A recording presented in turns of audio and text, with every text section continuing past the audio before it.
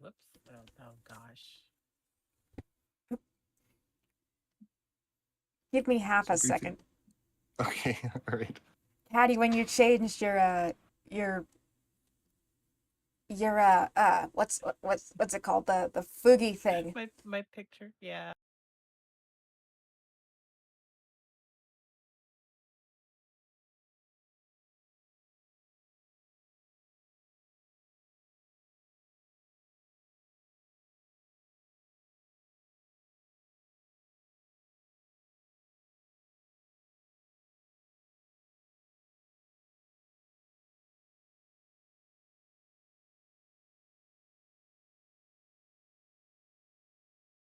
Oh, I don't even have my chat set up. Let's do Oh. that. Hi Arsu, Chat sorry, overlay. I muted myself while I was trying to fix something. Oh, that's All okay. right.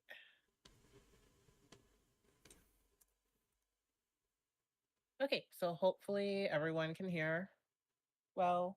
Yeah, how is the audio? Yeah, can you all hear me Hello, now? cringe. Also, hi Rainer.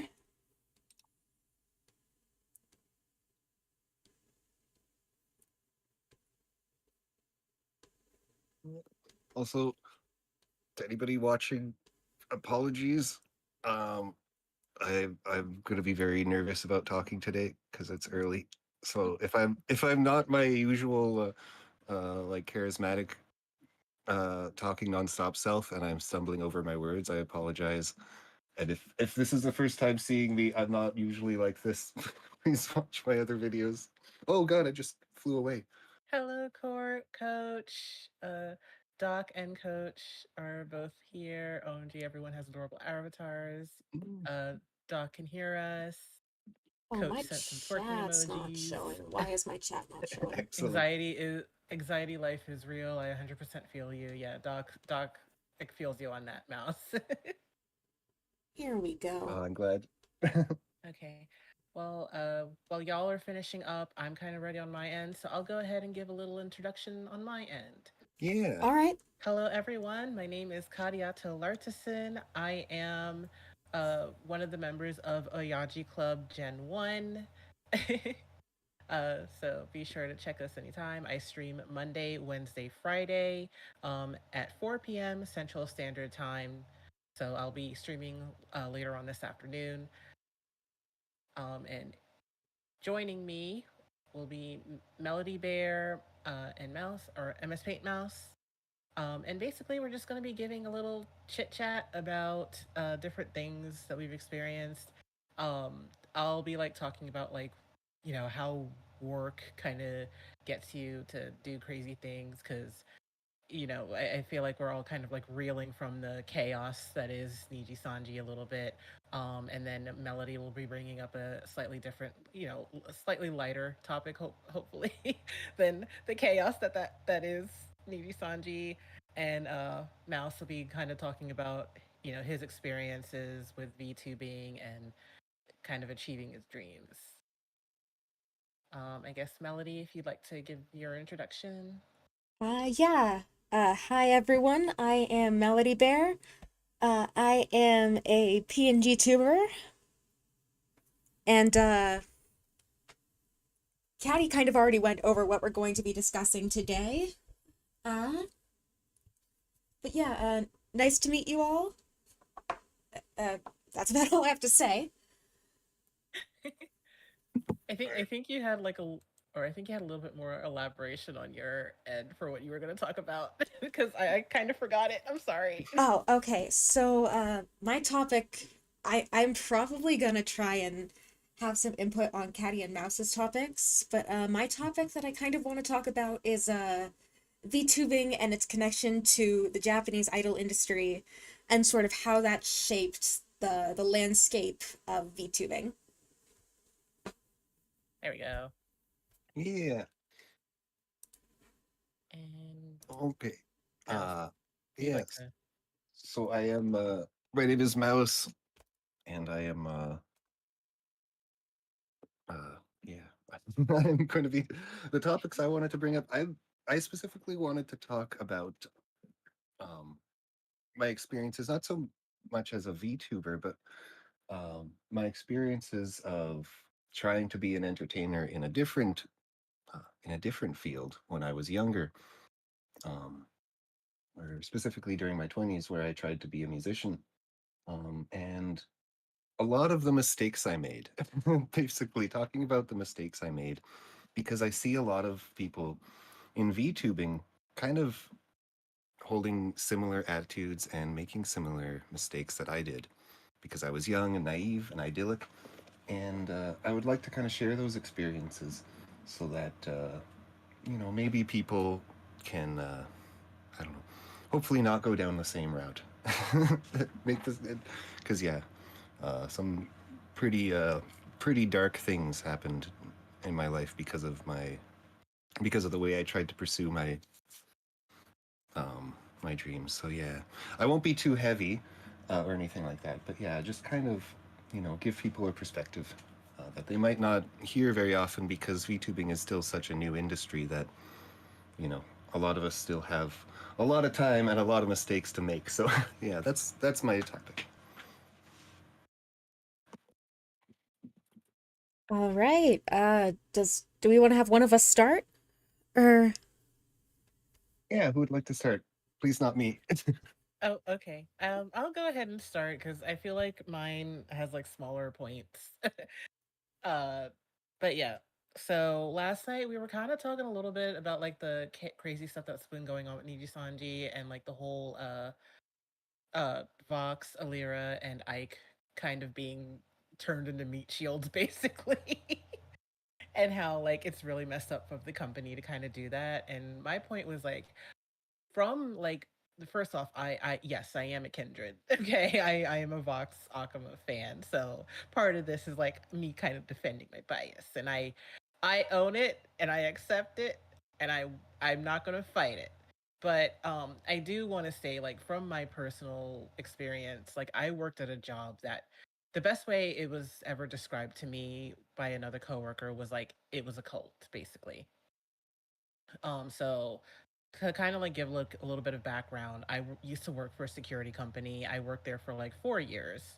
And they basically had the whole spiel like, oh, we're a family.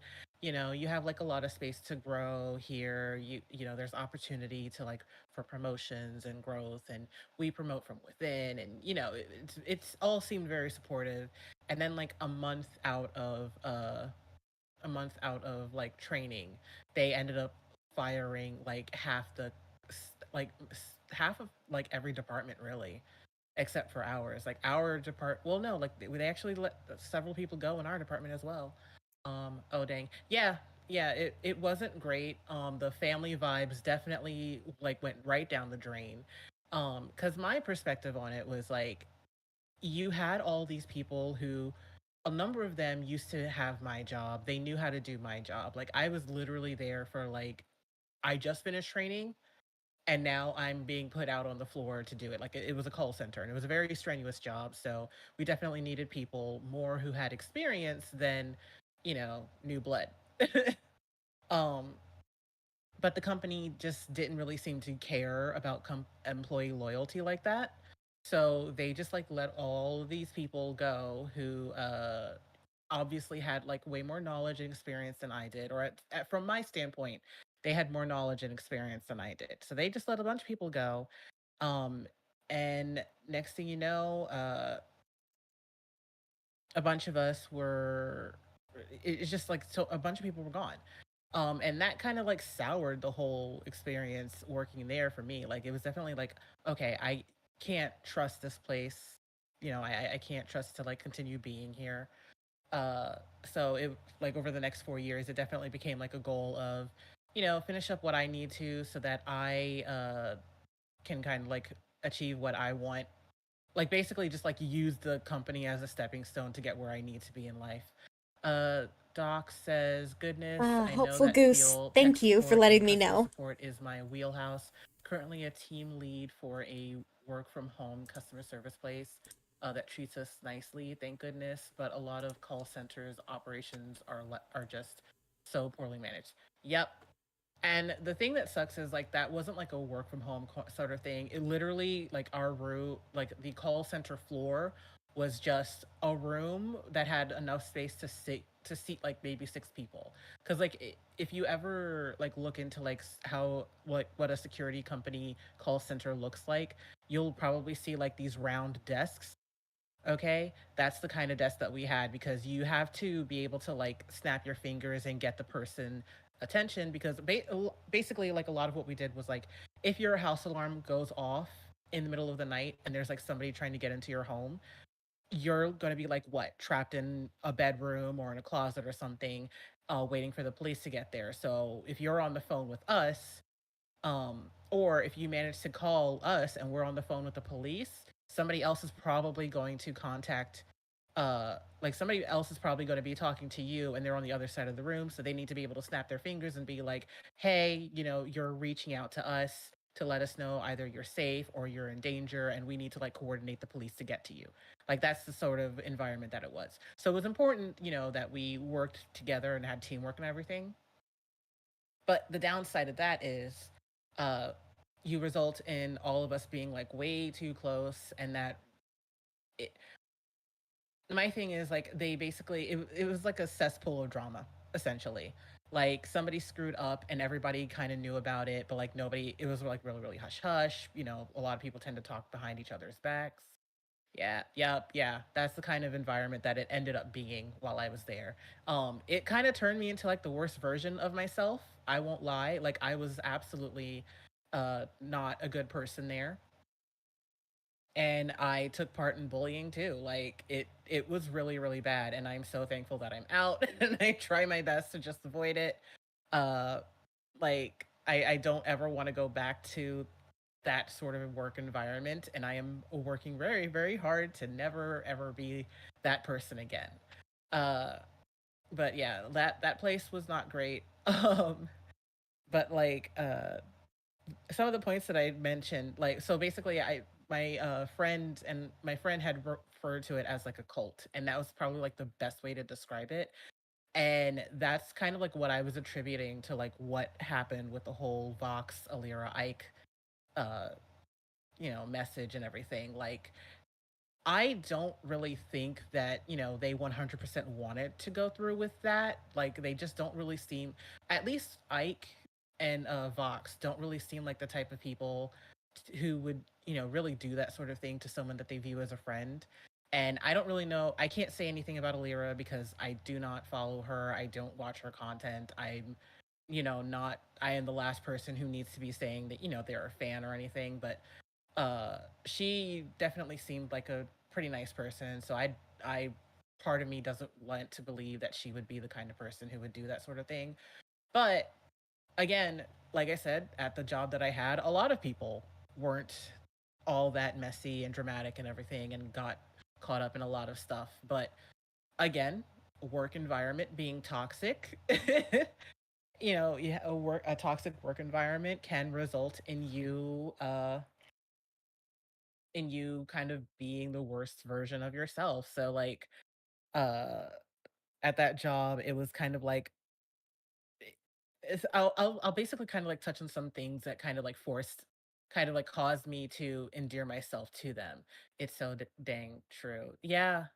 But like I'll touch on like some of the things that kind of like caused me to over here. Kadi's spitting facts over here. Listen, I have like 10 years of work experience and a number of those places have not been good. But yeah, I'll kind of touch on like some of the things that I had experienced at that job to that kind of like endeared me to them and made me feel like I owe them even though I don't. Um so one of the things that would be a constant issue is be like storms. So like let's say you have literally just a breeze blow through a neighborhood, right? What do you think would happen if a strong enough gust of wind just blew through a neighborhood? One of the things that would happen would be like um people's doors might pop open because sometimes people don't lock their doors at night, even though you should absolutely 100% always lock your doors. But if you set your alarm and you don't lock your front door and a gust of wind blows through your neighborhood, your alarm's going to go off.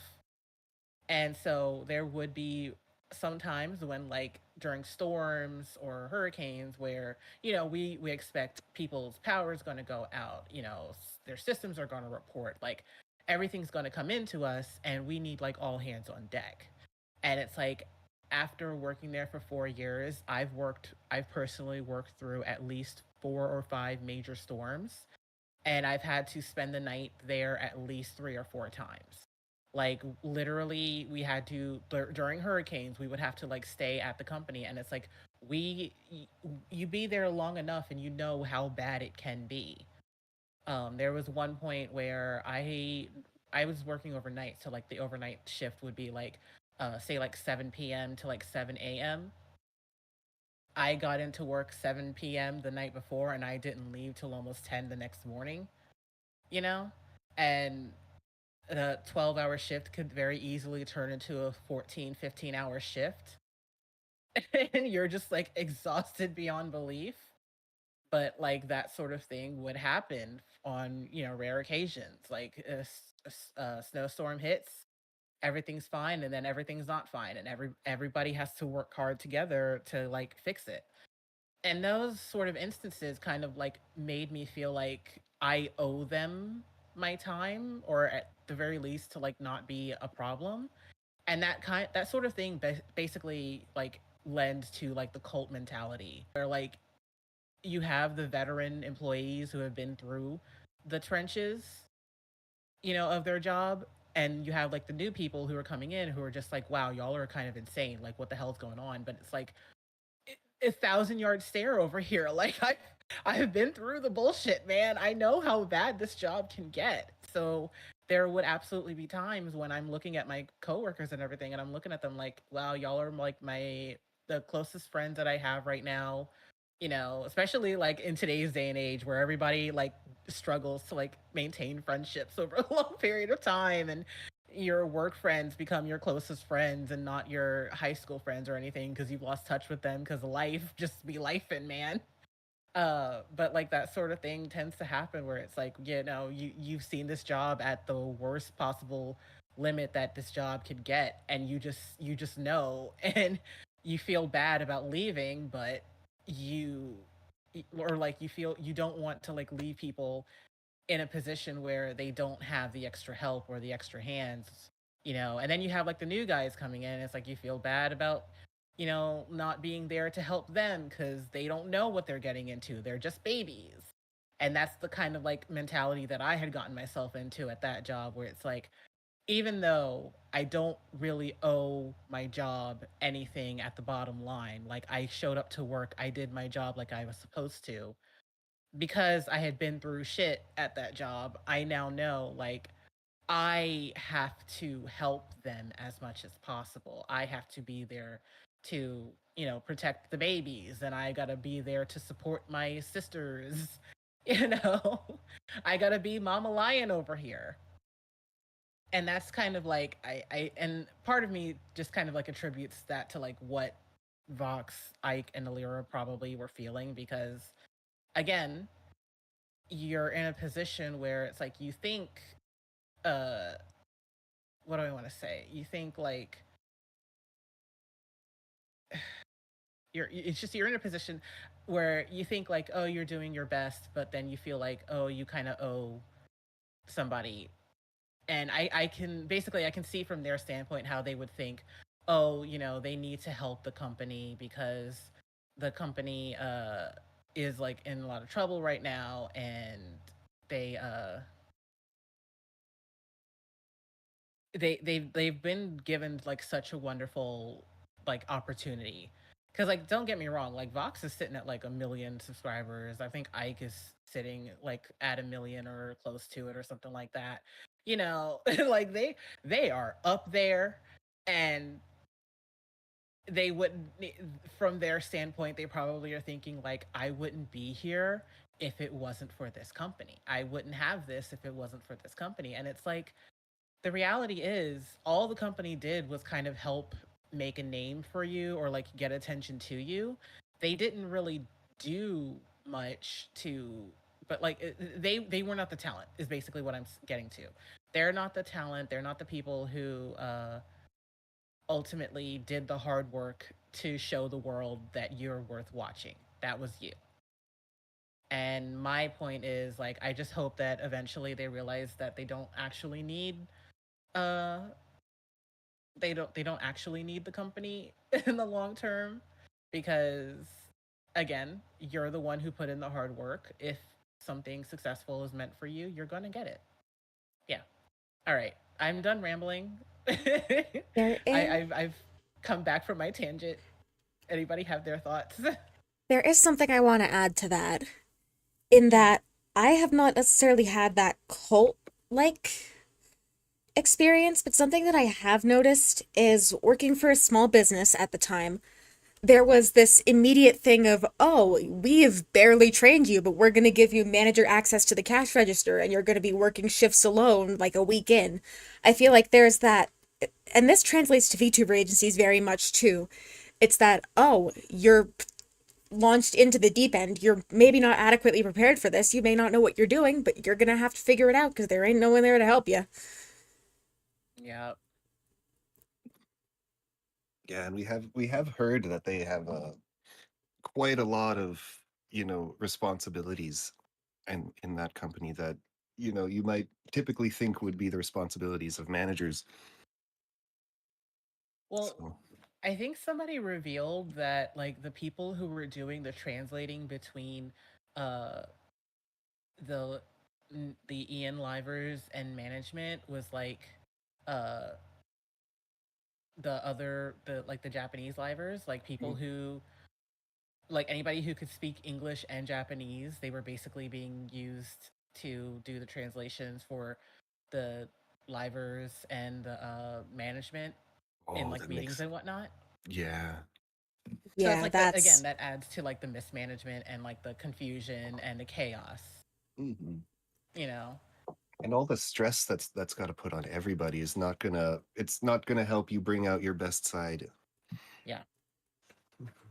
Which I can see how I can see that being supported in recent actions, because there was that notice that they're trying to hire a new Canadian manager, like Canadian region manager, and another like basically they're trying to hire like two managers for Canada essentially. So it's like, one, I'm convinced that they probably fired some people, and two, they they specifically put like somebody who's bilingual, who can speak Japanese and English. So it's like, oh, okay. So hopefully y'all are learning one, like at least they learned one lesson. Yeah, no, that is something very important at least. I am definitely, it is somewhat nice to see them putting out efforts to sort of reform what is, in my opinion, a problematic system. Mhm.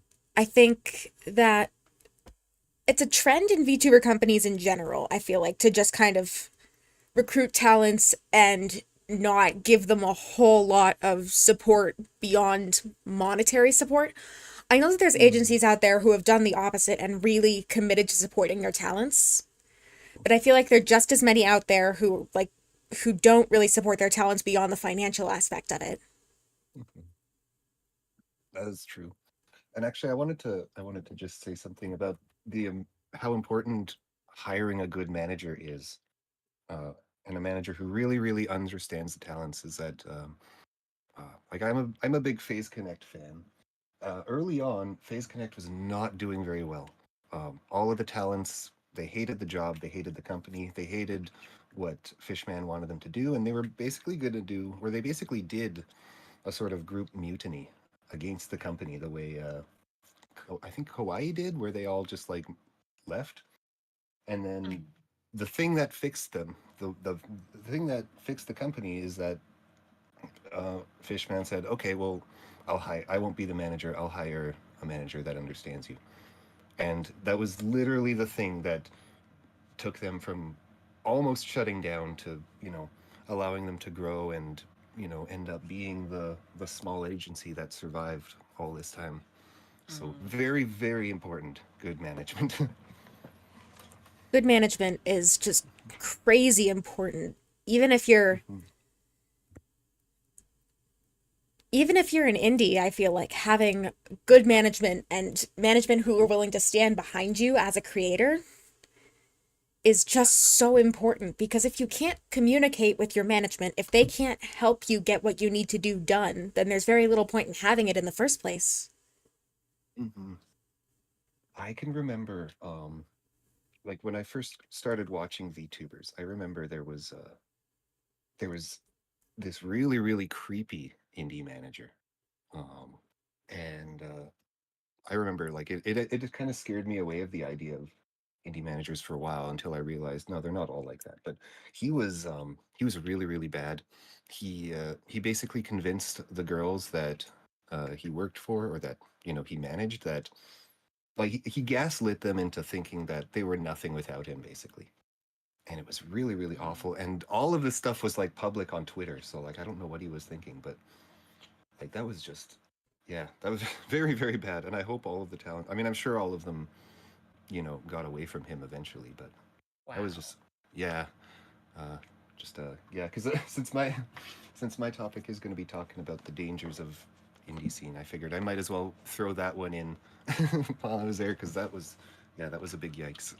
Yeah, that's like another point to make with like the whole from my standpoint with like the whole work thing is like, I now have minimum 10 years work experience. I'm in my 30s. Uh and one of the things that we had talked about in a Yaji club is like uh kind of like how VTubing is a young person's thing, because like live streaming is something that like got started within the last decade, and then VTubing is something that kind of like got gained popularity within like the last 5 years. So it's like most of the people who are interested in VTubing are going to be in their early 20s, maybe mid 20s at the oldest, um people who are my age, which is 32, are kind of like a rarity.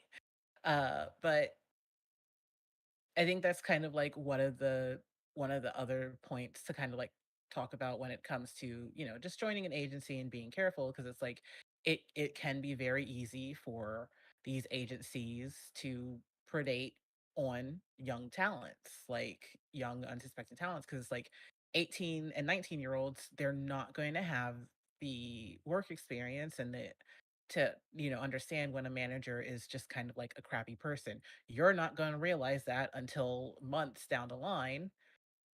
And by then, you could feel like you could be in a situation like a lot of the livers at Niji Sanji, where it's like they feel like some of them feel like they're kind of like, oh, they kind of owe it to their job to continue working hard because it gave them great opportunity. But also, you have uh what do I want to say? You just have some people who just like they just don't know it. They just don't understand like they're in like a bad situation, and you don't have to be. It takes time to kind of like build up the uh the confidence to just realize, yeah, I'm good on my own 2 feet. I'm good on my own. Super Nerdland said, and for younger people, it's exciting to even get an opportunity. Yeah, that's another thing where it's like, and that was kind of like one of the experiences my generation had literally going into the workforce, was like they want people who had the college degrees like we had, but they wanted them to have at least 10 years of experience that we did not have, because we're 18 or like we're 21 and we just graduated college, and I do Yeah. not have 10 years of experience after just graduating high school and just graduating college to show that I can do my job. My bad. Clearly, I should have started working at the age of 11 or something. See, Yeah, why weren't you on that grind set? Oh, sorry, Melody. I'm seeing that now. I've been working since I was 15, and as a college student applying to jobs, looking for somewhere to work for the summer, make a little extra money, I'm still seeing places that are like, I'm sorry, but you just don't have enough customer service experience for us. And I'm like, I've been working since I was 15. How much do you expect from a 20-year-old? Yeah, really. Hi, Kenny. Kenny says, "What were you even doing at 4 months old?" Yeah. It's like, I'm sorry, I was learning to control my bowels. Yeah, no, like that's definitely like the downside of just the workforce in general. It's like, and again, bad work environments means that toxic companies are always going to be looking for great employees, but they're not going to be the greatest place for those employees. So you're going to end up with a high turnover rate. And because you have a high turnover rate, you know, uh, chances are you're probably going to end up with like a lot of newer, like fresh, out of college people applying for that position, and you want someone with experience. It's like they don't have that. Sorry, you should have kept the employee you had for like 3 years, who knew how to do the job and treated them better, so they Mhm. didn't want to leave. But yeah, Uh, ho- I'm definitely in favor of like companies having like, some loyalty to their employees. Mhm. What were you gonna say, Melody?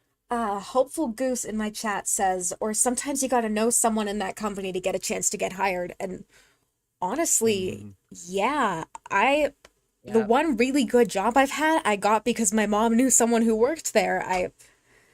Even now, like looking for jobs in the field of my degree, it's yeah. all, oh, it has to be networking, because if you don't know someone, they're not gonna give you a second look. No, nepotism is typically your safest bet. Yep.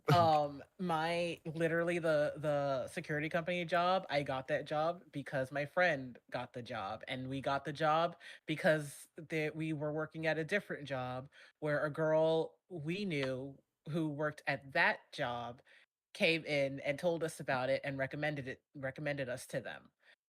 Kenny says it's usually about who you know rather than what you know. Yep, that's pretty much it. Um, and yeah, what was I gonna say? Yeah, that's just kind of like how everything it sucks. It really does. Because if you're not much of a social butterfly, then you're kind of out of luck. You just have to hope and pray and just keep applying to whatever comes your way and see what sticks to the wall. And it's just it can be very miserable and very disheartening. Yeah.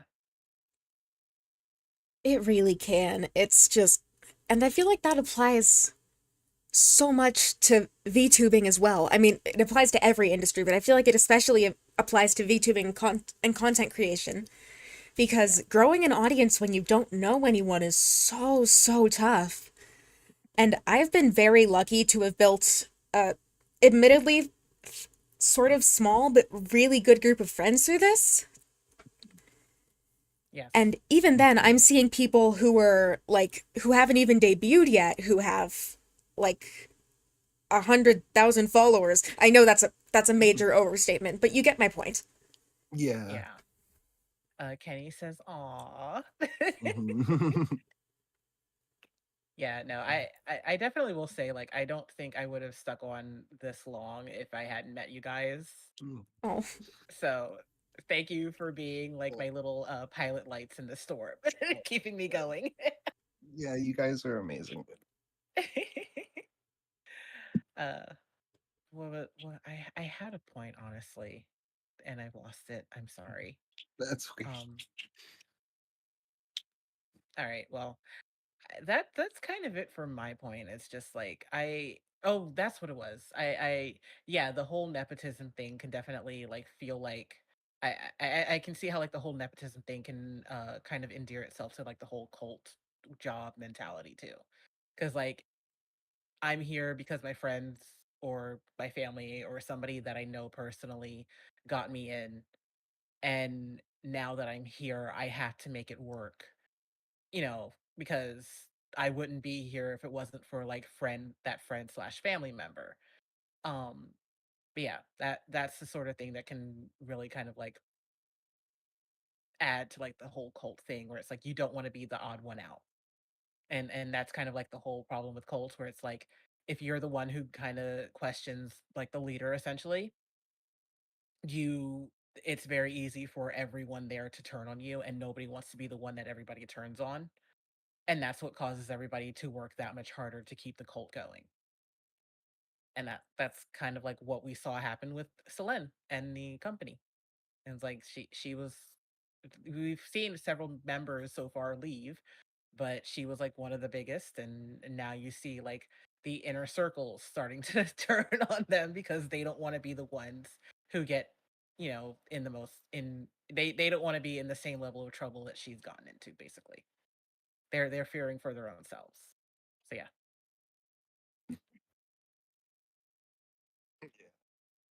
But yeah, that's kind of it for my topic. Yeah, it's a pretty good, pretty thorough coverage of the issue. Melody or Mouse, did you guys want to go next? Um, yeah, either one. Would you like to go, Melody, in case you have to leave all of a sudden? Yeah, I'll give it a shot. I sort of wanted to talk about VTubing and VTuber culture and sort of its roots in and connection with the idol industry. So Mhm. I'm not sure how many of y'all know this, but I was a VTuber fan for a long, long time before I had even considered uh being a VTuber myself. And even before I was a VTuber fan, I was like a content creator fan, like uh specifically like gaming content creators like Markiplier, Jacksepticeye, all of those types of people. And so I was introduced to sort of the VTuber sphere in a way I feel like not a lot of people were. I feel like a lot of people got introduced to VTubers through being an anime fan or through being in anime oriented communities. And so for me, there was a lot of discovering like why VTuber culture is so different from a lot of other content creators out there. And a big part of that is its roots in the Japanese idol industry. And so, for those of y'all who aren't super familiar, although I'm sure many of you are, the idol industry in Japan centers sort of around this idea of how do I put this? It centers sort of around this idea of a relatable performer. Like, sure, they might be really good at singing or really good at dancing or have amazing stage presence, but they're always sort of they're meant to be presented as something that's within reach if you just work hard enough or you dedicate yourself to whatever it is that you want to do. And then another big part of that is because they have to maintain that image of someone who's perfect but still in reach, there's a lot of things that idols can't do. So for example, there have been plenty of cases where a female or a male idol has been attacked by or turned on by their fans just for dating someone or for having or for it comes out that they smoke or that they do drugs or whatever, and they're turned on by their fans. And I feel like a lot of that has carried over to VTuber culture, especially, well, it's most prominent in the big agencies like Hololive, where they put a lot of effort into maintaining sort of an idol image for their talents. But on the other hand, it's also plenty present in indie VTubers. I see almost every day someone's getting attacked for saying the smallest thing, for phrasing something wrong, or saying the smallest thing that someone else disagrees with. I feel like there's this expectation of content creators and VTubers especially to be perfect. Of course, they still have to be relatable. They still have to seem like there's something that you could be if you tried hard enough. But God forbid they mess up something small.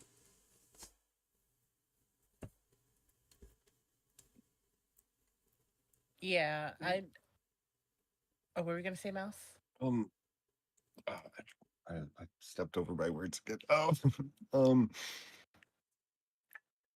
um, I think I was gonna say another thing that to me seems kind of similar with the idol culture and VTuber culture is that in their own ways and in also similar ways, I think they kind of sell like a fantasy to the audience, right? Yeah. Oh, Like absolutely, yeah. Mhm.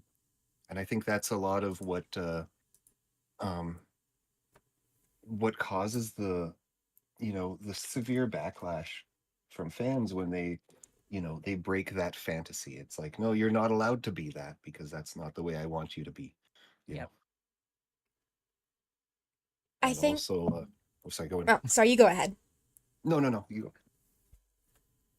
I was gonna say, I think with content creators in general, but especially VTubers, there's this idea that they're not really a person outside of what you see of them. There Mm-hmm. is, if they act a certain way on stream, they must act that way all the time. If they're very level headed, then that means they can't possibly get angry. That sort of thing. Like, people fail. I feel like, especially VTubers, since so many of us use, well, since all of us use models, but I feel like, especially since so many of us use 2D models, there's that idea of not quite processing that there's a real person behind that model. Yeah. No, I've honestly thought about that too. Like, especially with I think Hololive fans are like the most notorious for being very anti Hololive girls for uh having any sort of interaction with Hololive boys. Mm-hmm. Um and so as a result, like the Hololive boys tend to be kind of put on the back burner. Um but I think one of the weird things that can happen with people is like they see the character, and it's like because that's the only face they have to associate with the person, or like the voice behind the character, it's like clearly this they must look something like that. Like I can totally imagine people looking at, like, say, Enna and thinking, realizing like she doesn't actually have like wings growing out of her body, but Yeah. like they still see like a blonde, blue-eyed tiny girl, with the same sort of voice and everything, if that Yeah. makes sense. And I mean, I built my sort of designs, I modeled my design somewhat after myself. Hmm. Like, I didn't want to make myself look like something I'm not. Well, I mean, to some degree. I'm a VTuber, of course I'm going to look, I'm not an anime girl in real life.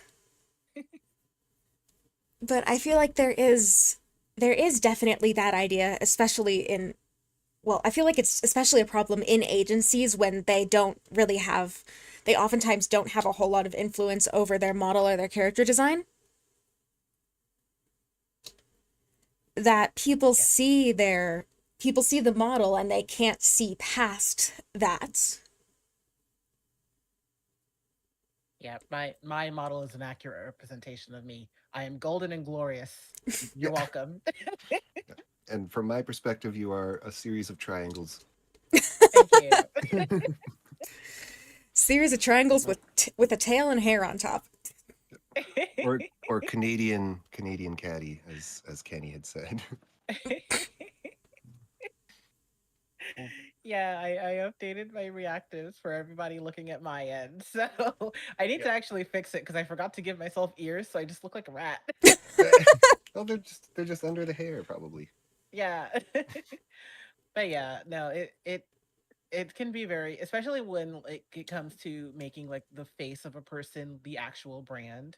I think that's Mm. like one of the I honestly I don't think you're too far off, because like I feel like that has happened here in the West, especially with like personalities or like celebrities.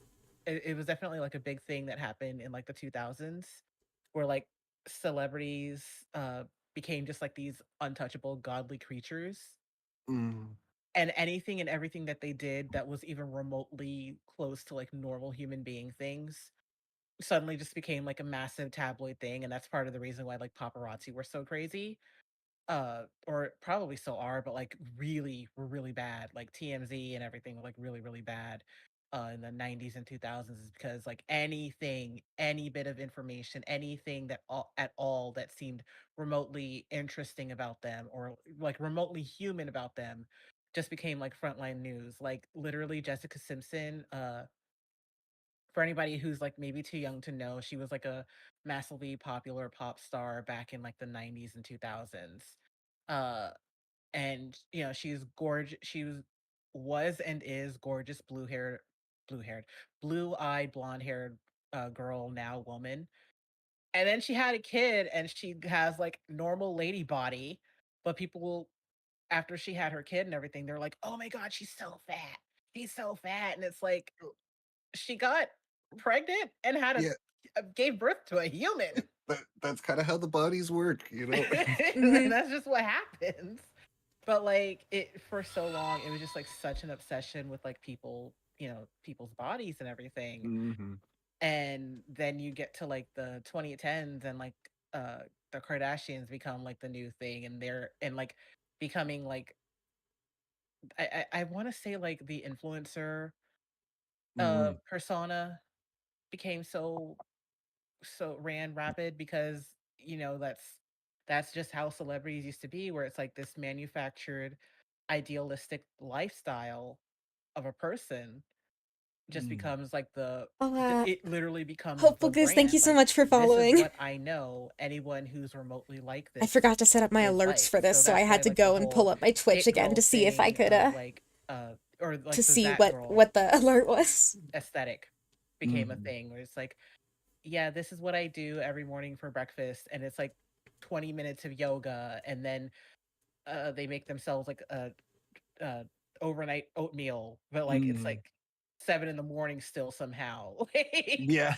Mhm. I think there very much is this sort of manufactured image of Mm.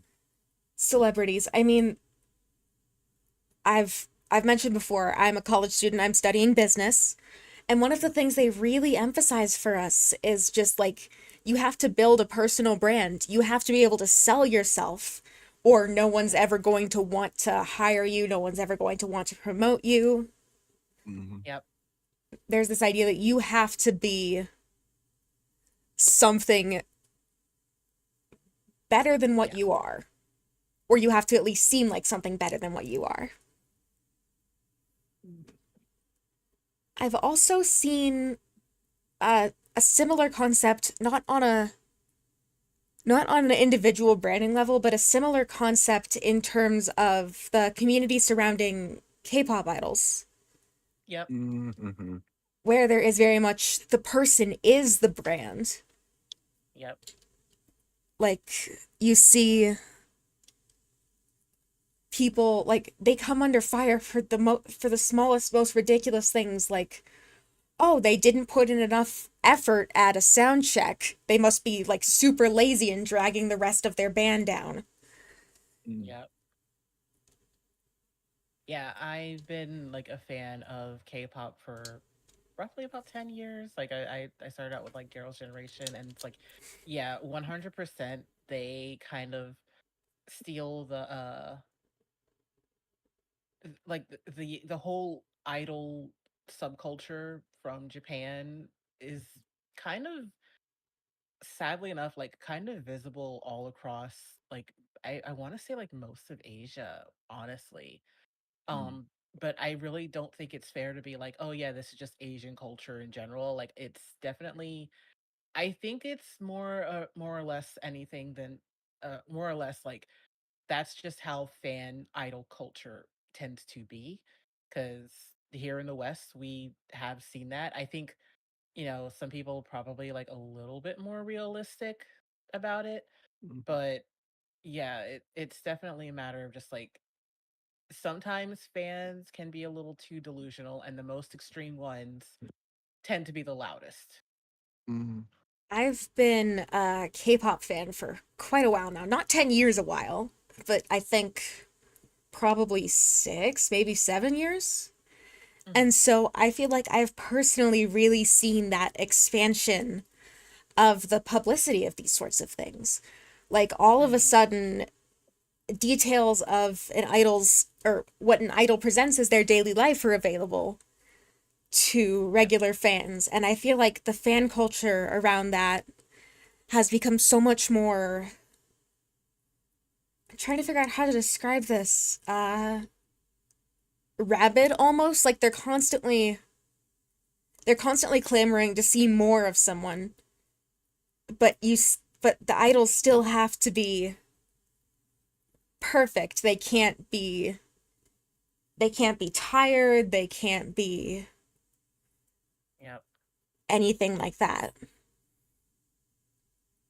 Perfect example would be with like G Friend, when they first debuted, literally the reason they got so popular was because of how professional they were dancing around on a rainy stage. And it's like, realistically speaking, a normal person would not get on a stage that is like slippery and wet in heels or anything like that and dance and spin and twirl around all over the place. But they were praised for wanting to dance around or for like continuing their set on stage. And it's like, these are really dangerous conditions to put people in. Hmm. I mean, no doubt that deserves praise, but like, it shouldn't be an expectation, right? Yeah. It And if that really becomes an shouldn't. expectation, that's like, that's going to Yeah. be really, really hard. Yeah. Kenny says, I actually feel like it's been bleeding into the West too. Yeah. Mm. It really has. I I feel think. like. Oh, sorry, you go ahead. No, you go on first, Miller. I was gonna say, I've seen sort of fan culture in the West wax and wane. Like when I was in probably middle school, that's when, actually, probably later. But like when One Direction was a huge thing, there was that super rabid fan culture too. Yeah. And then that sort of faded for a little while, and I feel like now it's progressing to that steadily to that point again. Like artists you see artists not know how to deal with that sort of rabid fan base. You see, who was it that Doja Cat? I feel like fairly recently came under fire for saying something that people thought she was insulting her fan base. Mm. There is that, like, I mean, fan culture. It it's I mean, it's like a wave. It goes up to a peak and then it goes down for a little while and then it just escalates again. Yeah. And that's not to say that fan culture is inherently a negative thing. I think that it's great that people have artists or celebrities that they want to support, that they really like their work. But I feel like it's when it becomes that sort of imposing that sort of high pressure expectation on the artist, that's when it starts to sort of become really unsustainable. Yeah. Absolutely. I think Um. another, Oh, or go ahead. something I see. I don't know if this is a cause or a result. It might be a bit of both. But whenever I do see like good fan culture, like really, really good fan cultures, fan communities, it's always a lot more about the community.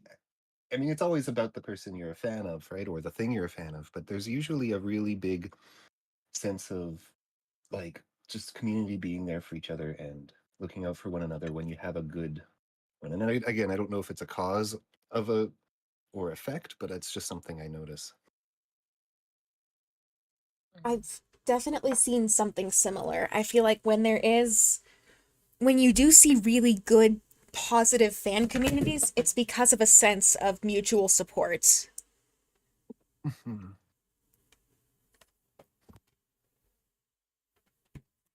It's probably I think good communities like that are probably a lot easier on the talent as well if they know that they're not, you know, having to deal with so many crazies or something. I'm not I don't know. Yeah, no, Yeah. no, you're totally right. Yeah. I also feel like that's part of why it's so important to set boundaries as a content creator.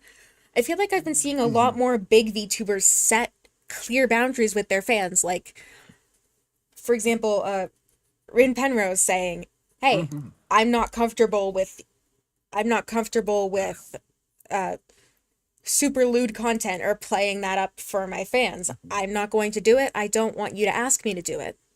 Hmm. And I feel like that's so important as well, is to just say, I appreciate my fans, but there's boundaries that have to be set in order to keep this healthy for both of us. Hmm. Yeah. I agree. I also think I think to another extent, you can also uh, like set setting expectations, right, and not setting false expectations can be a tricky thing. Because we were talking about you know like in Hollow Live, right? Somebody mentioned the how common it is for fans to not want them to have anything to do with the male talents or Yeah. male talents at all. And I think, but at the same time, there are talents where it's their communities are super fine with it. Um, like Ollie and Bay. Like Ollie especially was she was always like right from the beginning really open about how much of a Hollow Stars fan she was, right? And Mm. she was the first. The collabs with her were the first time I had ever seen Hollow Stars like subtitled into English. Um, and she set that expectation right away, and I don't think she's it's ever really affected her negatively. And her fans like her male collabs. The male fans or the fans of the males like her collabs. But I think the problem is a lot of people maybe they get in to these companies and they they try and do what everybody else is doing. They try and act the way that they see the other girls doing because they think that's what they're supposed to be.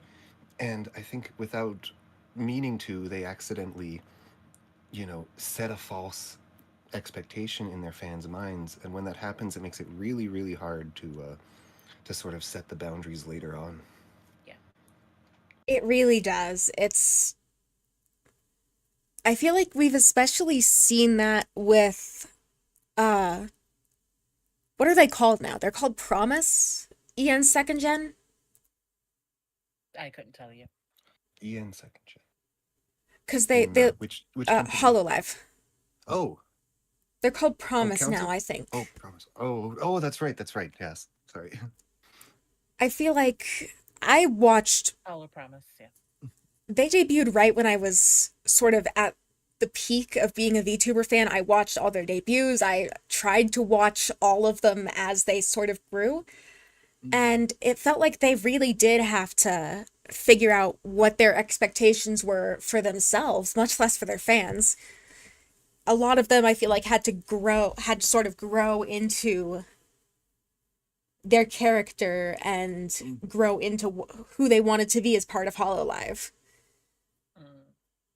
And that didn't Yeah. necessarily mesh with the expectations and their branding at the start. I feel like Bay especially Mm-hmm. went from feeling like she had to be super chaotic all the time to just sort of embracing her natural vibes. Yeah, I would 100% agree. I was going to actually say that, but you already said it for me.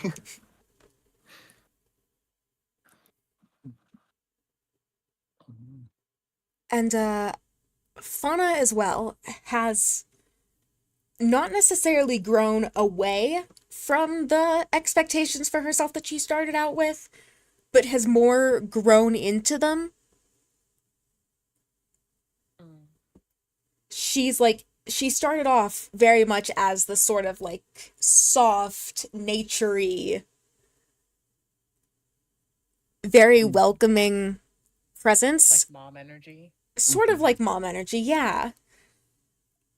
But I felt like she kind of had to figure out how she wanted to embody that rather than just trying to take inspiration from other creators with that sort of vibe, Mm.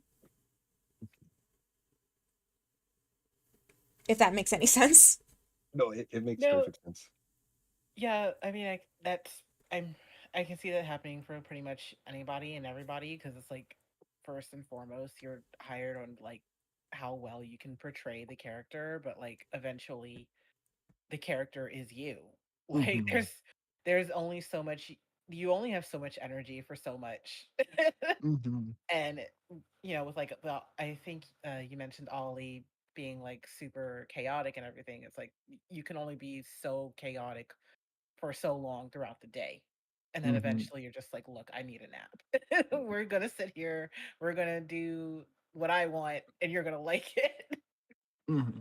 Hmm. Yeah, I actually uh for me I guess what back then they were council, but when they debuted, that was actually the point where I lost interest in Hololive. And it was because I felt like they had these really, really overbearing characters with all this lore and, all of these Mm. personalities prescribed to them, right? And it felt really suffocating. And, what I loved about Hollow Myth so much was, you know, the personalities of the characters, right? And how well their personalities matched all of their designs. But Council just seems so mismatched to me. Nowadays, again, as they've grown into themselves, I feel like the contrast between their characters and their personalities is kind of a charm of that group. But it definitely took a while for them to get there. Mm. It really, yeah, it really did. And honestly, I only really watch Bay and Fauna now, but it was honestly that was part of what inspired me to get into VTubing in the first place is watching them grow into the people they wanted to be as part of Hollow Life, not just being their characters or just being themselves, finding that middle ground of where they wanted to be.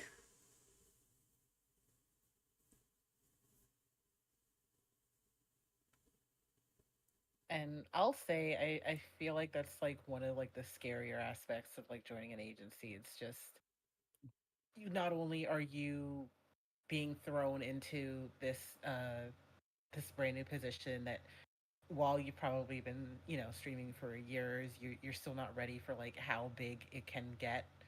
Um Not only are you like thrown into this brand new space, but also you're being thrown into this space with like brand new people who maybe you've gotten some time to spend with, but like it takes a while to kind of get used to everybody's personalities. Like it's awesome if you hit it off from the very beginning, but eventually, like everyone kind of settles in to who that not only who they are, but like who they are working with, and it can be very scary to it like or like it like you said it can feel like not everybody is like super or like everybody's kind of like mismatched from the very beginning because you're trying to find Mhm. yourself but you're also trying to like be a part of this group.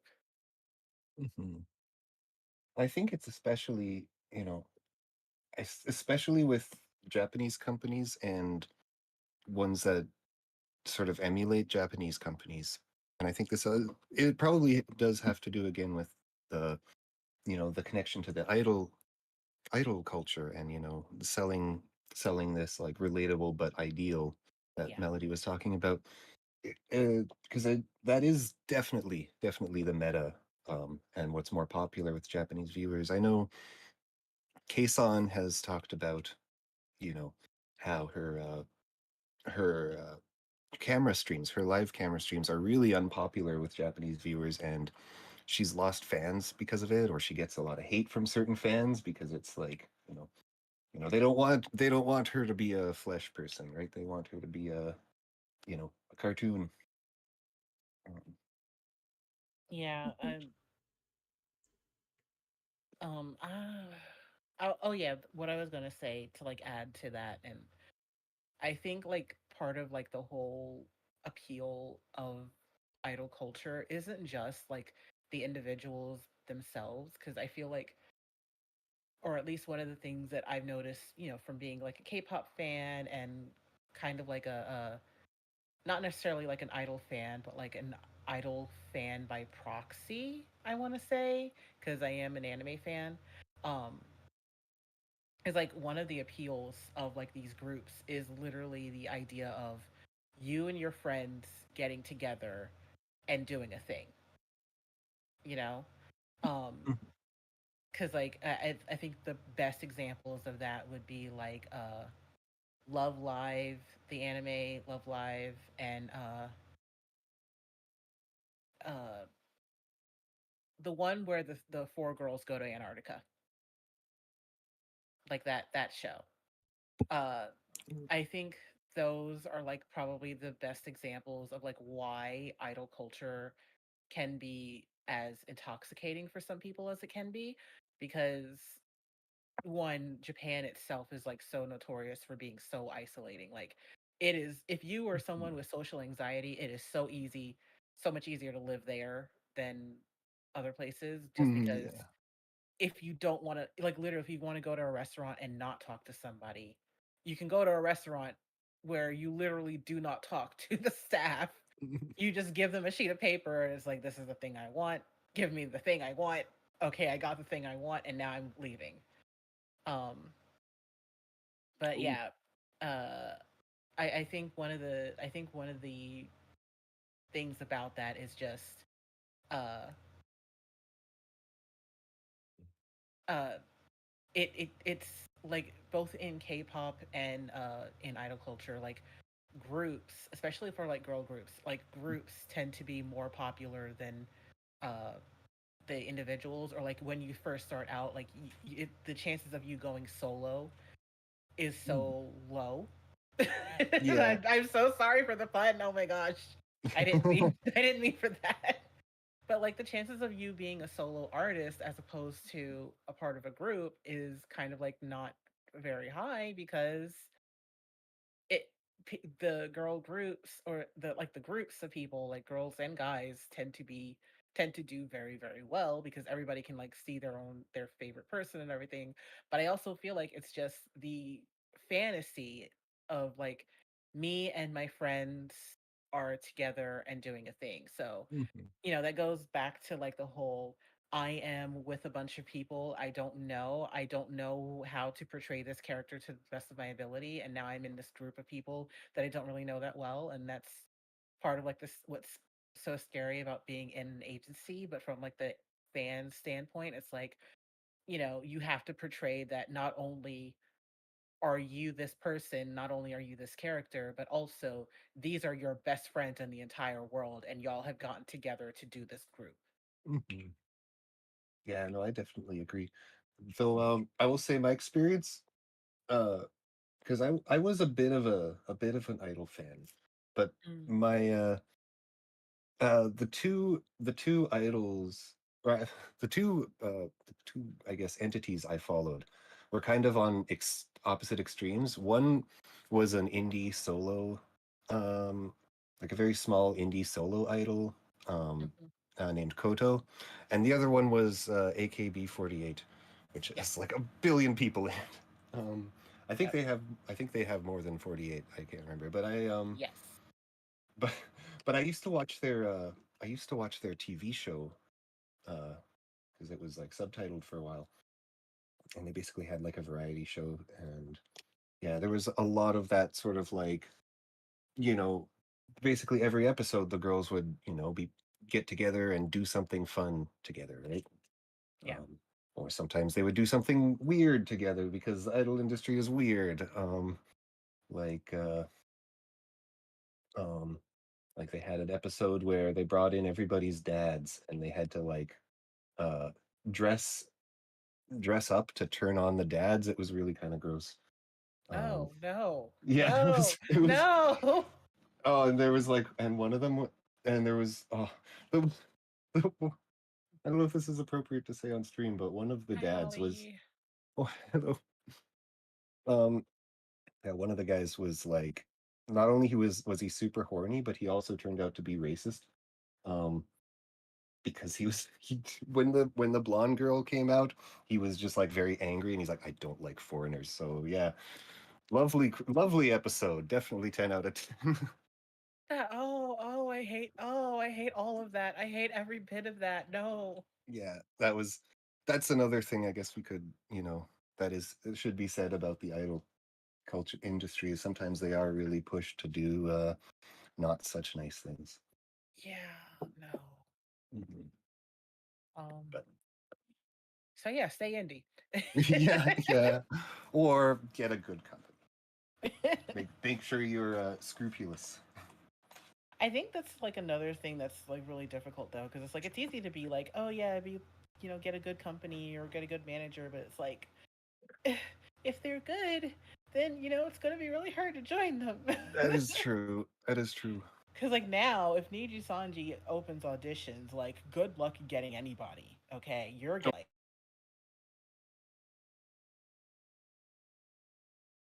followers on Twitch. I'm not joining Niji Sanji. Fuck Mhm. that. Yeah. But like if they're but like a group like Hololive, like I'm, I can only dream. I can only Mhm. ever dream of ever joining them. Mhm. That is never going to happen for me. You know, Yeah. uh, but that's one of the things that sucks. It's like if they are a good agency, you know, like if you're an agency starting out, like you're lucky to get talent, and if you show yourself to be a good agency, then it's you're gonna have like a ton of people joining, and then it's like from the Yeah. indie standpoint, it's like the chances of you getting picked are like so slim. Yeah. Feel And if like it But seems like my eyes are weird, I'm sorry. I have my eyelashes keep falling in my eyes, and I'm just messing with them. Sorry. oof. But also there's another sort of medium point is if you want, and it's it's difficult and not everybody's going to be able to do it, but if you're really serious, starting a VTuber group as well, like your own kind of like the Oyaji Club, right? Yeah. Um and like there's a lot of different levels of VTuber groups, right? There are lots of groups that are not agencies, but they are sort of more on a professional level. Like they might, like I think it's much more common in Japan to have like amateur and professional VTuber groups. Like Vom's project is a good example. Mm-hmm. They're not an agency, they're not a corpo, but they are kind of like a business, right? Yeah. So they have some of the benefits, some of the responsibilities of a business. And you can't you have contracts that you can't break, but you also have a lot of freedom, right? Like I think Vom's talents only have to stream like once a week, and that's like and not make the company look bad by saying something stupid, and stuff like that, like very very basic common sense kinds of stuff. And they have a lot of fun. They look like they're a lot like a fun place to work. I think the only reason to me, the only reason Pick Me would have ever left was because, she had a really, really good opportunity somewhere else. Right? Mm. I But do feel like for all that I see people railing against agencies, I feel like there are major perks to them though. Like mhm, even ones that are smaller than Hololive, there's the funding, there's the management resources, there's the network. mhm, And like I'm going to be honest, there was a time when I was looking very heavily into joining an agency. mhm, And when I was doing my research, well, not everything I found, but a solid half of the stuff I found related to like how to make an audition video, what should your application look like, was don't join a VTuber agency, they will be awful and mhm. you'll die.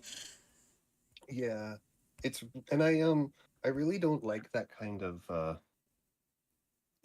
attitude, like being like really really too or like looking at the negative aspects and like just exaggerating them and um I don't know, like just kind of applying them to agencies as a whole because well for this is kind of starting to bleed into my topic, but like I was very much like that when I was young, except instead of agencies it was record labels and stuff like that. I was very I thought it was all bad, it's all exploitative, you're selling out stuff. And like I ended up I'll go into more of what happened later, but um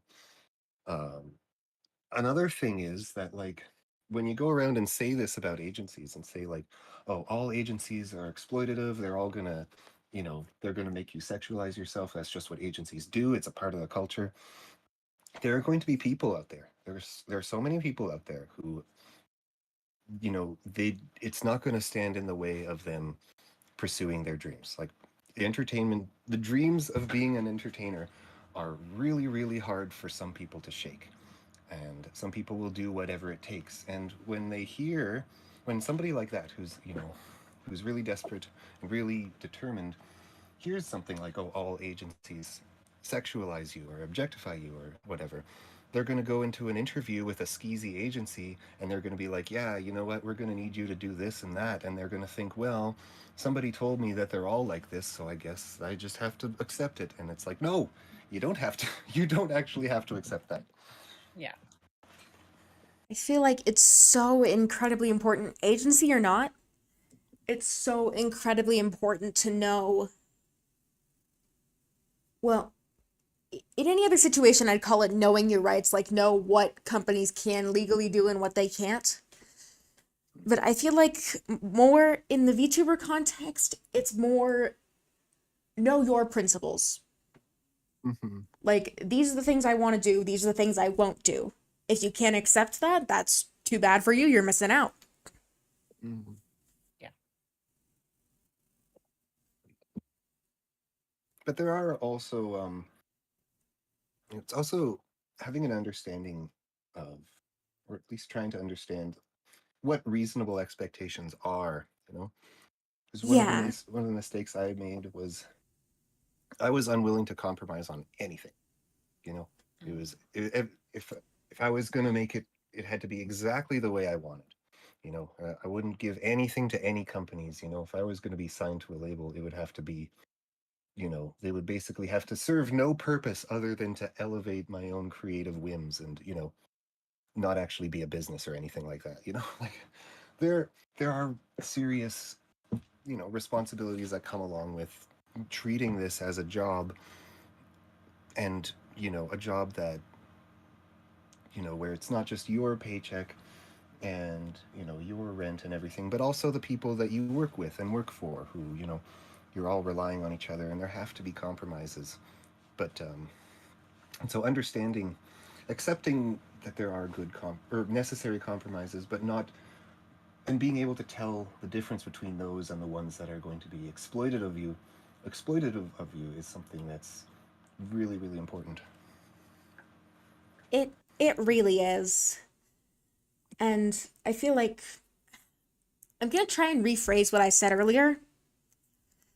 I feel like you have to have core things that you are going to stick to no matter what.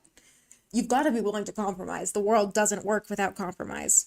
But I feel like Yeah. you've got to know what you want to stick to no matter what, and you have to know what you're willing to compromise on. Yeah. Yes, things that are necessary to compromise, though. Like one thing with VTubing is like, um one thing that I know a lot of people are unwilling to compromise on, and it's fair if they want to. If they don't want to do it, like if it's really serious to them, but some people don't want to give up their model, right? Some people Yeah. don't want to have an assigned character. Other times people, they might want to have a character assigned when they join an agency, but they don't want the agency to own it. They want to be able to quit and take it with them, and that's probably something that's not going to happen, right? You Yeah. don't get to keep the company car, right, when you're done. Yeah. Yeah. Um, and also last night, me and Kadi were talking about how, where we mentioned that it could actually be a negative thing if they do let you keep your character, because they might, they'll need certain rights. They might want certain rights over it in order to like market it and stuff. And I know, I can't remember her name, but there was probably the only thing that, because I'm a really, really big Phase Connect fan. The only thing that they did that I really, really thought was kind of maybe a really bad thing, but I don't know the reasons for it, is that, um, one of the adopted girls who came in with her model, when she broke NDA, and had to be terminated, she wasn't allowed to take it back. Like whatever contract they had, she signed that over, and so when she left, she lost the character that she came with, and that's that could that kind of thing could happen. Yeah. That's a hard no. I'm sorry. Mm-hmm. Mm-hmm. Yeah. Um. Yeah, I have to Like. agree. If I'm going into an agency with my character, I'm not signing it over. I'll sign over the Mm-hmm. necessary likeness rights and stuff like that, but the IP's mine. Yeah. Yeah.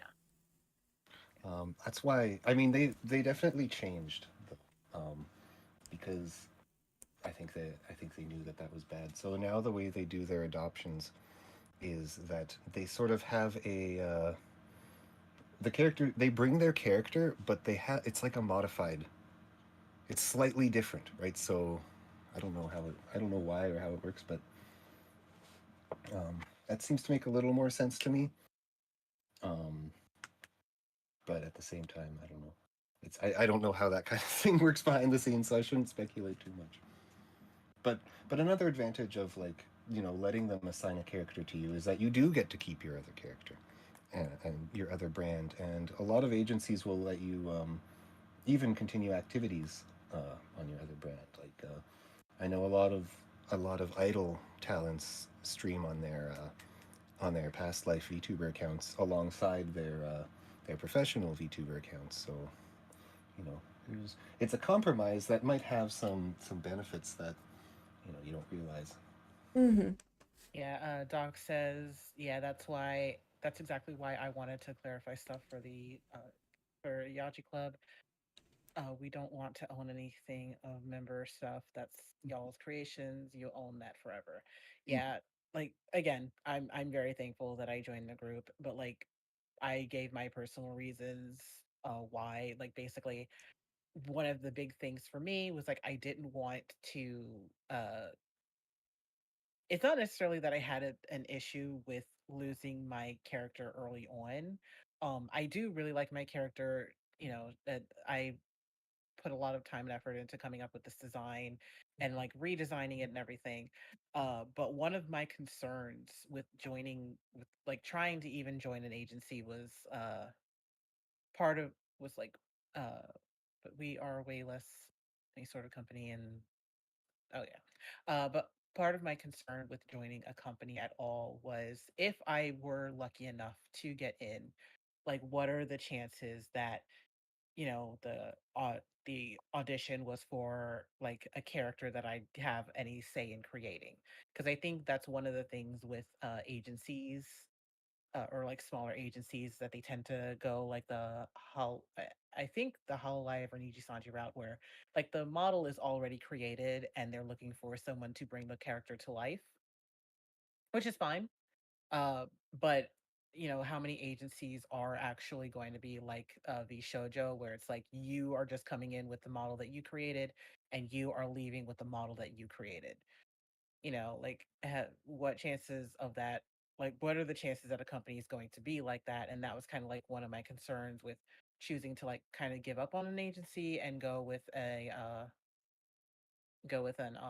with a group personally. So like I don't really mean to be like all doom and gloom when it comes to agencies, but it's definitely like a concern for me, especially like, and I'm sorry to like bring up race and racism, but like for people who are melanated, like we don't really get like a lot of options when it comes to there, but due diligence is definitely required.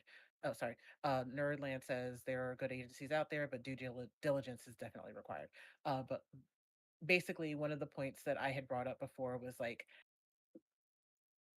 if I were to join an agency, like I was lucky enough to get in, then I'd have to most likely accept the fact that the character that I was portraying wasn't going to have the same skin color as me. And I'm not trying to be like, oh, there's an issue with, me not getting to be or like being like a white character or anything like that. But chances are a lot of agencies tend to have some models pre-made, and if they have the model pre-made, what is the chance that the model is going to have dark skin versus light skin? And if that's the case, like what are the chances that if I do get lucky enough to be selected by an agency, I'd get to have a say in what the model skin color is? And that kind of like breathes into like another thought, is like what are the chances that the agency is going to be willing to redesign the model so that it does have the skin color that I prefer? Like what are the chances that they're going to spend the money to do that, or the extra time to get it done? What are the chances that the artist who designed the character is going to be available to do the recolor? What are the chances that the artist even knows how to like properly color like a black skin tones? Like there's a lot of like little nuances that kind of go into an agency that already has a model pre-made willingly making a new model. So it's like if I were lucky enough to get chosen, and I make a fuss about the model skin color, what are the chances that the agency is going to go through the work of recoloring the model versus just Mhm. letting me go and picking someone who doesn't have that issue, you know? Yeah. Yeah. So then it's like, okay, well, I have to go through the effort of finding an agency that'll let me keep my model because that's it. Obviously, that's something that if I don't want to compromise on it, then I have to hopefully one day find an agency that'll let me keep my model. And those agencies are much rarer because agencies tend to want to control their, the Super IP of the Nerdland, thank you so model much that for is a part following. of their company. I And forgot it's to set just up my easier that alerts on way. screen, but I can Mhm. see them on my Well, From a there. Twitch. So yeah, thank merchandising you. standpoint, sorry, but from a Uh, merchandising standpoint, it's just easier to be in control of the IP as opposed to running out and hoping that you can get all the rights and paperwork and everything done from the very beginning to use the character that somebody else already created. What were you gonna say, Mouse? well, there. Like, thankfully, a middle ground in between the two has become a lot more popular, and that's like with Phase Connect from second generation onwards, and as well as Idol, um, they the talents are involved in the design process, so they don't Mm, they get to create their own concepts. Um, mm, I know Idol has a lot of freedoms. I think Yuko talked about how she pretty much designed her character exactly, but somebody else did the final design. Um, and then with Phase, they were allowed to choose their models, but they had to be approved. So famously, um, Sheena was not allowed to be a crab VTuber because Sakana didn't think it was a good idea for some reason, which is mm. kind of silly. But it was that kind of thing seems a lot more common, and I think it's a lot better. I think that kind of thing is getting a lot more common. And, you know, I'm sure most of y'all know I've spent a lot of time in theater. I have no Mhm. problem playing a character. I don't mind it at all. But I feel like it's difficult to present yourself as a character if you don't connect with them in some way. Yeah, Mm. And if you have a completely pre-made model that's chosen for you by the agency, it's oftentimes really difficult to connect with that image. yeah. Mhm.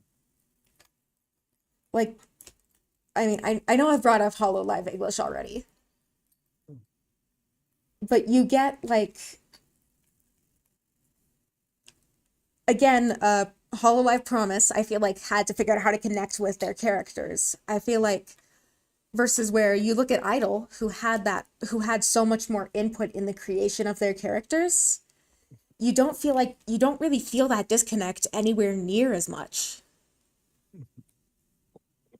Oh yeah, and I also uh I don't know if this might be too speculative, but like thinking about Gura, um, I think in the West or in the English sphere, like I think what makes her popular is definitely her personality. Um, but in Japan, like her image and her character is like really, really important. It's what makes her popular, but it's also like, you know, there's extra pressure of her essentially being like the face of the company, right? Or at least the face of the branch. Mm, Um, Yeah, she's and I'd definitely the always face of EN. sorry, She's definitely the face of EN. yeah, but like I always I always wonder if like that pressure gets like really heavy on her sometimes. Like if someday she wakes up and she's just like, I don't want to be Gura today, you know?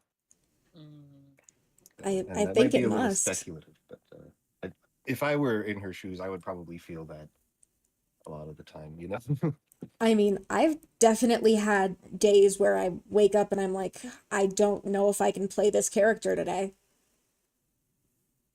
Like, I'm not in the right headspace for it. And there have been plenty of other professional actors who have talked about that, like not being able to get yourself into the right headspace to be in character. It's, uh, it's both a skill and sort of a talent. Like, sure, it's something that you can have naturally, but it's also something that you need to develop. You need to have strategies for being able to get in character. You need to have strategies for being able to put all of your personal stuff aside.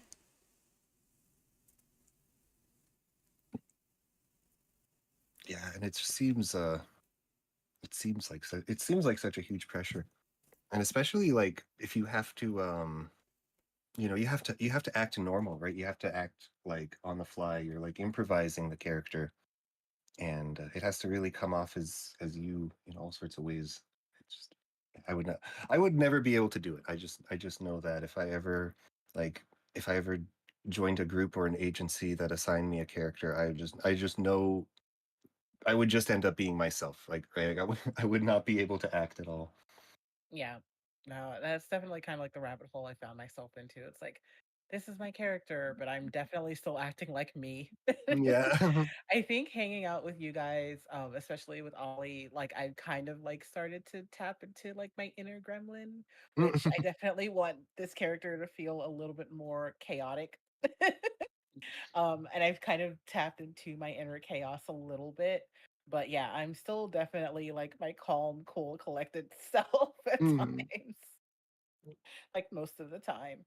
Uh, all right, so we are now an hour and a half in, and it's 3, and I have to start my stream at 4. So, Yeah. do you want to move on to your topic, Mouse? We talked about some of it actually. Some of it got blended in with melodies. So, Mhm. I could just say the one last. Um, I could just say a little bit, I guess. Yeah, All Um, right. because yeah, I'm gonna have stuff to do pretty soon too. Um, I also have to check on my dinner, even though yeah. I've been in there for like almost 3 hours now. Yeah, Oh I have shit! class tonight. Is that Yeah, supposed to be in that long? it's just baked chicken. That's all. Oh, okay, Oh, good. okay. um, yeah. One of the things though, like I mentioned talking about wanting to sort of warn people of, the dangers and the of pitfalls that idealism and idealism and especially like romanticization of being, a self-made creator, doing it all on your own because it is really really hard. It's just really really hard and it's really really scary. Yeah. Um and like actually the whole reason I wanted to do this was something that um uh a lot of people talk about exploitation and sexualization and objectification and how that happens in Mhm. agencies, especially idol culture agencies. Like, I can't remember if Melody was here, or if this was when you had stepped away, when I told Kadi about the AKB48 TV show where they made the girls do a really really creepy event where uh, they had to basically Dressed up for their dads. yeah, or each other's dads. Um, but still, that doesn't make it any better. It was really Yeah. gross, and there's stuff. But um, I one thing that I want people to really, really know is that um, just because you don't join a company or you don't join an agency doesn't mean that you won't go down the road of exploitation. Because, uh, like in my opinion, and I think this is sometimes true in agencies too, is that the first person and the number one person who is going to exploit you will be yourself, even if you don't think it'll ever happen, because life gets really hard, life gets really expensive, and especially if you're like, you've been pouring your heart into your creative endeavors. You're streaming and, you've been doing this for years. You've put money in it, you've put your heart into it, and just nothing's happening. Yeah. Nobody's watching you, and the temptation, and then especially when bills start coming in, that temptation to just like, you know, sorry for the crude way of phrasing this, but to whip your tits out for just a little bit of, you know, acknowledgement and recognition for all of the blood, sweat, and tears that you've been putting in, Yeah. it really gets tempting. And it's not just, and there's other ways too. It's not just sexual objectification. You can objectify yourself by, like, I don't know, making yourself a clown, making yourself a fool, but not in a good way. Letting people treat you in a negative way, letting people step on you, letting people mock you, or even like the one that I don't want to talk about too much because it is kind of the part of the scene that I'm in, but people who will hurt themselves basically, Yeah. right? Cause themselves harm. Um, uh, because I follow a lot of those VTubers, and it's really really heartbreaking.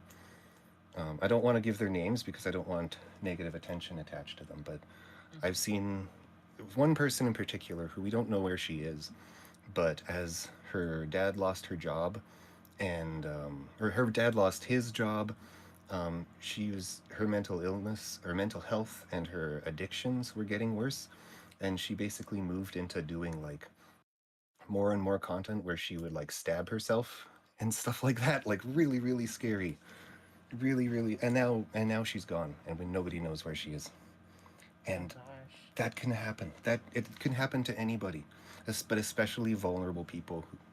And if you think it never could, that might make you even more vulnerable. And when you're out on your own and you're trying to make it all by yourself, that it becomes all the more real. And having a group or an agency or company, but even just a group that where you are treating this like a job and treating this professionally and having responsibilities to one another and commitments to one another and making compromises for each other, that can actually give you stability and Mm, help you from going down that road. mm, And yeah, so that's been, and I shouldn't go into too much detail about what the road I went down when I was, you know, sticking to my ideals and letting them prevent me from actually doing things properly. But I didn't, basically at the point where I am now is I have like, I have no skills. I have very very poor health. It is not unlikely. I don't want to be too dark, but it's not unlikely that I live for like less than like single digit years. Um, and it's all because of the dark holes that I went down trying to pursue this, musician dream in the stupidest way possible. A lot of my friends are dead, or they're just, we've fallen out of touch because of the things that our lifestyle and stuff made us into. Um, and it's really dark and it's really scary. And I don't mean to be such a bummer, but the VTuber industry is so young, and it's not been old enough for people to really see these kinds of consequences. Um, but and I don't really know what to say, like, to avoid them. But for me, I think definitely it was just not. I was that punk rock kid. I wanted you know, my way only. It had to be my way. I wouldn't let anybody have any control over anything I did, any influence at all. And I just, I made no headway. I missed all sorts of opportunities, and the groups that I fell into who shared my vision were toxic. They were dysfunctional because those kinds of, you know, commune kind of, idyllic groups, just they don't function. They don't function the way they promise to function when you're trying to make it your livelihood and your living. And yeah, so I don't know. It's mostly just a warning to people, I guess, to try and be realistic. Don't try and understand things as realistically as they are, and don't. And even if you think the world should be differently, or you think things should be differently, or industries should act differently, that doesn't mean you should carry on with your life as if they are different. You need to just have an understanding.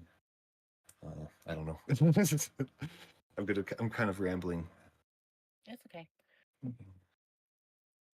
Um, I guess I'll kind of like add on to that it, in like a bit of a lighter note. Um, because I think I was like really headstrong when I was younger too. Like I've mentioned to you guys before, but basically like the reason I got into VTubing now, not just because I was a fan of Vox Akuma and I really really really really really really liked what he used to do. Yeah. But no, part of it was like back with the security company, the reason I finally stopped, devoting so much to them and walked away was because I'd had a back injury that made it so I physically could not sit up, let alone stand and walk.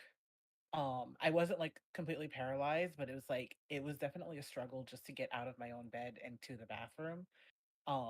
And like that injury made it so like, okay, I have no other choice. I have to stop working every single day and going to this place because I literally can't sit up now. But like basically I had a herniated disc in my lower back, so it's like I'm not able to even sit up, let alone do anything. Uh, and I think that job also like kind of like the pain from that injury and the stress from the job and everything kind of pushed me to like nearly having a stroke. So it's like I needed to stop working anyway. But part of the reason why I was going there was because I refused to stop going back to school or like going to college. Like I only have my associates, but like it took me 10 years to get that because I was paying for it out of pocket because I went to a school where like they had this stupid rule where you can only you have to like have a certain GPA and you can only take so many hours in order to qualify for financial aid. And when I was younger, I got really, really, really depressed and didn't really keep up with my studies like I should have. And that resulted in me not being able to maintain like a solid GPA. So then it was like, okay, like I couldn't maintain like a B or higher. Like my GPA was probably like more like a C overall. But like that kind of put me in a position where it's like, okay, I want this to still happen. I'm going to pay for it out of pocket, and that's just going to how it be how it is. And so there were times when I had to like take off from school entirely and save up money to go back, or like get a car or something so I could go back and forth. Point is, like, it was definitely something where it's like I really want this. I'm the only one who's going to be able to make it happen, and I have to do it. And I did all of that for 10 years just to like not ever use my degree because my degree is in biology. And I was thinking about going into environmental science, but now here I am doing something super creative because this is what I ultimately really love doing. When I graduated high school, I was like part of the group of kids who was told, you know, you don't want to be an artist. You don't want to go into like any sort of, creative field or something like that. Like you basically you don't want to be an artist. You're just going to be a starving artist and you're going to be homeless. Like that was literally what my school was uh kind of pounding into everybody's head because people confused an art degree with liberal arts. And it's like, while a liberal arts degree is probably not great, an art degree, like having a degree in digital art and animation or something like that, like you're going to do better in a more niche field than you would have with just a general liberal arts degree because yeah. But people who don't know that will tell you that, oh, you don't you're stupid if you have a liberal arts degree and you like majored in pottery or something like that. Like they'll be the first ones to tell you you're an idiot for having an art degree, even though they don't know the difference between liberal arts and actual arts degrees. Um, and unfortunately, me being like 17, 16, 17, I didn't know either because, again, why would a teenager know this?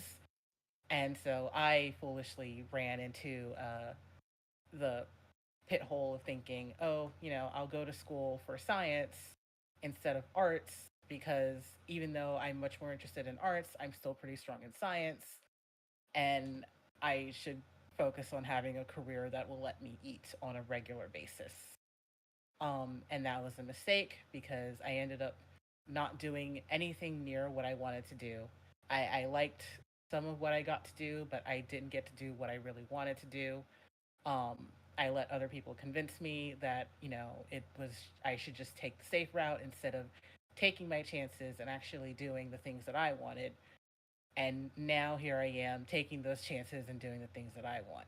So I will end on this note of, your dreams may not have come true in the very beginning, but it's okay because your dreams will come true as long as you're willing to work on them. Yeah. I sorry, if you have to go, I'll stop. Oh, no, you're fine. But I was gonna say it took me years to realize that I could be good enough to do something creative, that I could like I was always involved in the arts, but I was never the lead role. I was always worse than somebody else. There was always somebody that was better than me. And it took me Yeah. a long time to realize that it didn't matter if someone was better than me, that I could do it anyways. Yeah. I never would have, a couple years ago, I never would have dreamed of thinking about streaming, because it was just, why would anyone want to watch me? I'm not Iron Mouse. I'm not anywhere near that charismatic or entertaining. Yeah.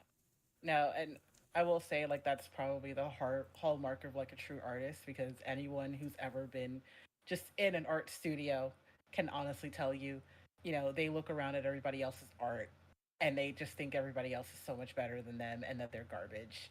And I am definitely one of those people where it's like, yep, I will absolutely look at other people's art and just be like, yep, I suck. And then people look at my art and they're just like, "What the fuck are you?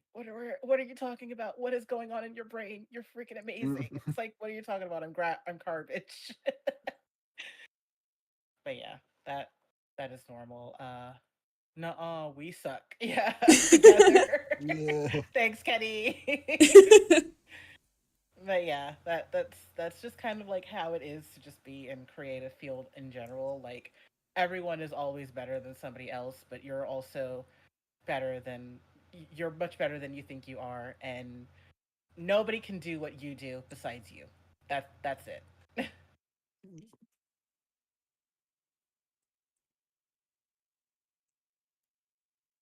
But yeah. All right, I guess that's where we're going to wrap it up today. Yeah, I think that All sounds good. right. Have a nice Yeah. positive message to end on. Yeah. I mean, I am your little golden sunshine girl, okay?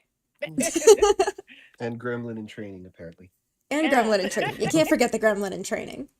Yeah. Well, Ollie is All a good teacher, so. right. Bruh, speaking of Ollie, I let them so like for a Yaji club we have a Pal World server. Hmm. And I let Ollie on the Pal World server, and Ollie has already like taken to a quarter of the map and is has marked out my camp and is just planning the gremlin shenanigans. Oh no. Of course they did. So anybody from Oyaji Club who's watching now, if weird gremlin things happen, Ollie has promised not to grief or anything like that. Ollie is a good gremlin, but if weird gremlin things happen, or if you happen to see a glowing-eyed nightmare creature similar to Herobrine, I'm sorry. Blame Ollie. I have unleashed the Elethris. All right. Well, that's it for today. Mhm. Mousy, you Yeah. want to give an outro? Yeah, I'll just say thanks everybody for joining. Um, it was thank you guys for joining me, and thanks the audience for watching on everybody's channel. So yeah, please I hope you had fun, and yeah, that's all. Plug your you. My YouTube. Oh, Yeah. yeah. You could watch my YouTube if you want. It's MS Paint Mouse, youtube.com/MS Paint Mouse, or however that happens. Um, Yeah. yeah, there will be more changes and projects in the future as things are going to change, but I haven't really discussed that yet. But if you're interested in uh, finding out what that is, please check it out. Yeah, that's all. Melody, would you like to go? Sure. Thank you, everybody on everybody's channel. Thank you so much for watching. If you have any interest in me, you can find my Twitch, Melody underscore bear, or my YouTube is Melody underscore bear underscore VT. And yeah, thank you all for stopping by. Mhm. All right. Yeah. And yeah, I just want to say thank you guys for inviting me.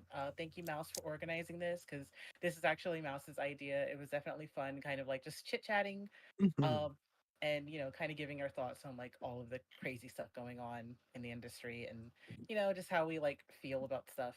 Um, and yeah, once again, my name is Kadi Lartison. I am a member of Oyaji Club Gen 1, and you can catch me on Twitch every Monday, Wednesday, Friday, 4 p.m. Central Standard Time. Uh, my my Twitch is twitch.tv Kadiato Lartison, so my full first and last name. But my YouTube is youtube.com/v Vtuber Kadi, so VTUBER Kadi, KADI. And yeah, um, I will be piecing out, and I'll be back in probably like 15 to 20 minutes or so, about 20 minutes for my afternoon streams. I'll be playing some Resident Evil Revelations this afternoon, and then might play some Left 4 Dead 2 with some friends, Ari Sukam and Pelican Militia. And then me and Mouse are playing Friday. Yeah, when I'm chef. Yeah, we're doing One Armed Cook Yeah, when Friday. I cook. So we're setting stuff on fire again. Join us. Yes, it's gonna be good. I It's gonna be am chaos. I am trying to stream on Friday as well, but it is everything's up in the air at the moment. So yeah, go watch them. Yeah, I'm kind of lucky where I'm kind of in a position where I can just, make sure I do I can do regular weekly streams. Kenny says, "Burn, baby, burn." Thank you for the support, Kenny. We will make sure to burn all of the nuggets. Yeah. But yeah, it's or sorry, it's kind of become a bit of a personal goal to make sure that I am putting the time and effort into streaming. My main focus is still going to be my YouTube channel and finishing up my stories on there and actually getting those uploaded. But yeah, main goal or like sub goal that I'm taking very seriously is streaming. It's probably the easier of all of my goals to take seriously because I literally just have to like turn on the camera and just talk and play a game. Whereas like the thing that I want to do is literally forcing me to like overcome my fear. I sat here and said all of the stuff about achieve your dreams, and here I am just like I'm scared of my dreams. My dreams are scary. I'm sorry. But yeah, that's what's happening today. So I will see everybody in 20 minutes. I'm going to go and I have to get the food out of the oven. So I actually need to go now. Goodbye. Yeah. Goodbye, Bye. everybody. Bye. I will see y'all on Friday, hopefully. Yeah. See you guys later. Bye.